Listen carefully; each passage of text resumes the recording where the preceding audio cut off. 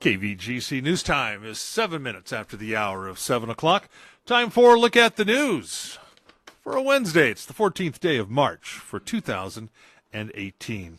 In the news for this morning, financial matters took center stage at the Amador Board of Supervisors meeting on Tuesday as the board reviewed its budget and fielded a number of requests for funding. County Administrative Officer Chuck Eiley gave a presentation on the county's budget, which primarily looked ahead to the 2018-19 fiscal year that starts in June. The county is projecting increases in almost all forms of revenue, as both sales and property taxes are expected to increase. However, Eiley says that these increases in revenue are needed to keep pace with increasing expenses, primarily county employee benefits and retirement contributions. The board also considered an increase in the administrative fees given to the Amador-Tuolumne Community Action Agency and Meals on Wheels programs in both cities. The board held off on a vote to request additional information from the organizations. And the board also heard a report on current efforts to remove trees killed off by the bark beetle infestation in the county. The next area being focused on is along Bear River Road and in the low country of Amador County along Highway 49 and scattered and isolated sites throughout the county. Now, if you have dead trees on your property that lie close to a public roadway, you're urged to contact the county and sign the access form that will allow these trees to be removed without any charge to property owners. Well, the Amador County School District has released a report on the progress of a number of ongoing projects throughout the district. According to the report, the Argonaut High School culinary art classroom renovation making great progress, with the demolition, plan modifications, and equipment procurement stages complete. The contractors will be on site during spring break to begin the necessary electrical and plumbing work on the project. Now, new bleachers will be installed in the Amador and Argonaut High School gymnasiums beginning next week at Amador, followed immediately at Argonaut. The process will take about 2 weeks at each school. The Argonaut High School track renovation has had delays due to necessary negotiations and the availability of contractors. Construction will begin as soon as the rainy weather clears. Now, the report also shows the district energy conservation project has many phases nearing completion, all lighting upgraded to more efficient LED fixtures. 80 of the planned 87 HVAC replacements are complete, with the remaining 7 to be completed during spring break, and the new solar areas at Argonaut High waiting on PG&E to be connected to the power grid, earning the district thousands of dollars in energy credits. Now, if you have questions about current or future facility projects, contact Assistant Superintendent Jared Critchfield at 257-5375. And a local woman has been honored by the California Assembly.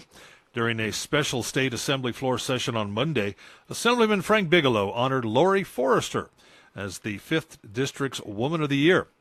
Bigelow described Forrester as, quote, a pillar throughout Amador County for decades of commitment to the community.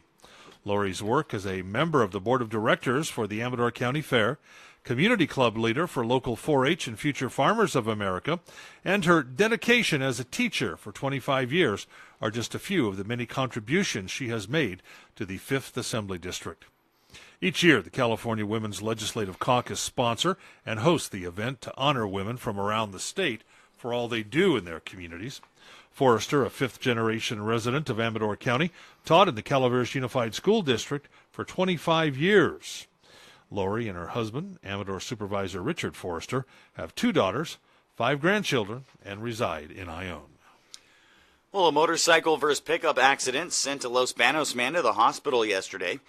According to Highway Patrol, just before 2 in the afternoon, Paul Wallace, driving a GMC pickup northbound on Kane Lane and came to a stop at the intersection at Ripon Road.